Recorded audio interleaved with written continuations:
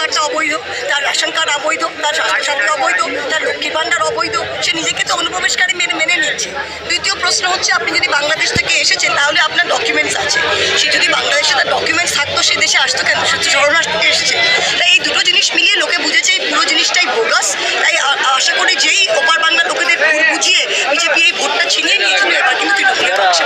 আমি শেষ প্রশ্ন করবো, ট্রেটার হয়ে গেল, সিএ হয়ে গেল, কিন্তু আরেকটা বড় ইস্যু থাকছে, সেটা হচ্ছে এজেন্সি। এই এজেন্সির ব্যবহারটাকে আপনি কিভাবে দেখছেন? আপনি কি গ্রেপ্তার হওয়ার আশঙ্কা করছেন? আমাকে বারবার বলছে, আমাকে দেখে কি মনে হচ্ছে যে আমি কিছুটা আশঙ্কা করছি? আমি রোজ দাপিয়ে ভোট করছি আর ভোটে আমি জিতবো।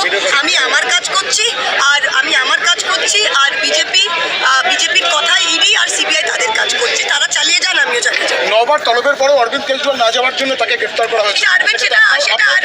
সেটা আরবিন্দ বুঝবে, সেটা আরবিন্দ, আপনাদের জিনিসটা বোঝা উচিত। আরবিন্দকে পিএমএলএ কেসে করা হয়েছিল, আমাকে ফেমা কেসে সামান করা হয়েছে। এটা সিভিল, ওটা ক্রিমিনাল, জিনিসটা আপনাদের বোঝা উচিত ডিফারেন্সটা। আর যেটা দিদিমণি বলে দিয়ে গেলেন যে এখন এজেন্সি দিয়ে ভোট ঘোষণা হওয়ার পর যদি হ্যারাস করতে চায় তারা করুক। প্রত্যেকবার ডাকছে, আমার ভোট 20,000 করে বাড়ছে। Thank you. প্রত্যেকবার ডাকছে আর ভোট 20,000 করে বাড়ছে। এত